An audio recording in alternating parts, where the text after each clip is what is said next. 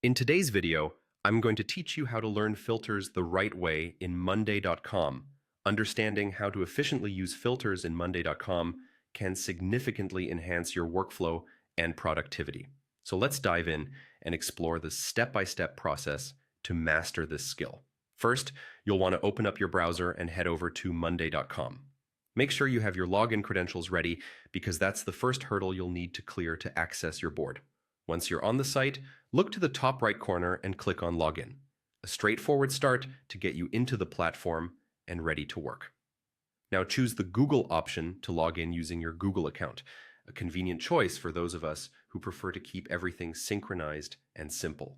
Select the desired Google account to proceed, and you should find yourself looking at your Monday.com dashboard in no time.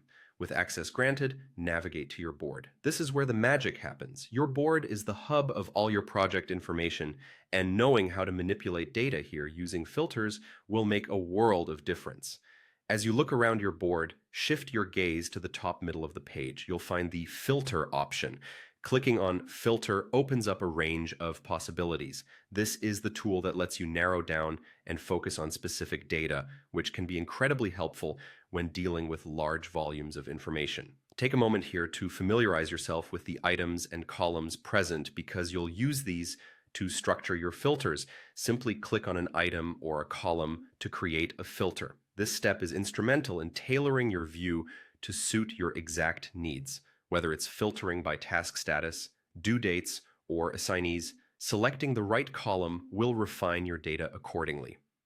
Once you've set up a filter that you're comfortable with, don't forget to save it. Click on Save as New View. This step allows you to save your hard work as a distinct view, making it easily accessible for future reference. You're essentially creating a custom snapshot of your data, making it quick and easy to revisit down the line. Finally, when you need to go back to a broader view of your data, simply click on Clear All and to reset the filter. This option is perfect for when you want a fresh start with your data analysis. And there you have it. You've just learned how to effectively use and manage filters in Monday.com. With these skills, you can now take command of your workflow, enhancing both accuracy and efficiency. Thanks for watching, and happy filtering!